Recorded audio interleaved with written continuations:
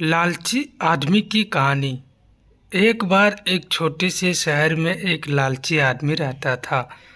वह बहुत ही धनी था, लेकिन इसके बावजूद भी उसकी लालच का कोई अंत नहीं था।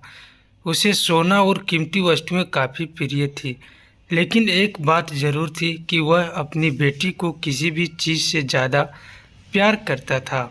एक दिन उसे एक परी दिखाई दी। जब वो उसके पास आया तो उसने देखा कि पेड़ की कुछ शाखाओं में परी के बाल फंस गए थे। उसने उसकी मदद की और परी उन शाखाओं से आज़ाद हो गई। लेकिन जैसे जैसे उसका लालच हावी हुआ, उसने महसूस किया कि उसके इस मदद के बदले में एक इच्छा मांगकर उसकी मदद करके वो आसानी से अमीर बन सकता है। यह सुनकर परी ने उसे एक इच्छा की पूर्ति करने का मौका भी दिया।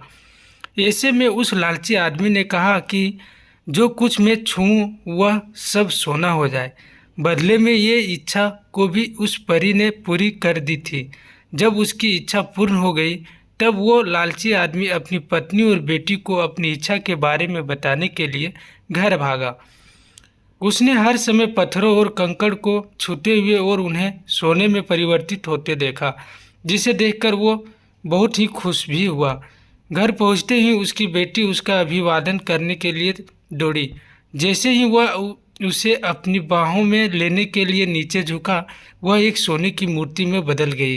ये पूरी घटना अपने सामने देखते ही उसे अपनी गलती का एहसास हुआ। वो काफ़ी ज़ोर से रोने लगा और अपनी बेटी को वापस लाने की कोशिश करने लगा। उसने परी को खोजने की काफ़ी कोशिश करी, लेकिन वो उसे कहीं पर भी नहीं मिली। उसे अपनी मूर्खता का एहसास हुआ, लेकिन अब तक काफ़ी देर हो गई थी।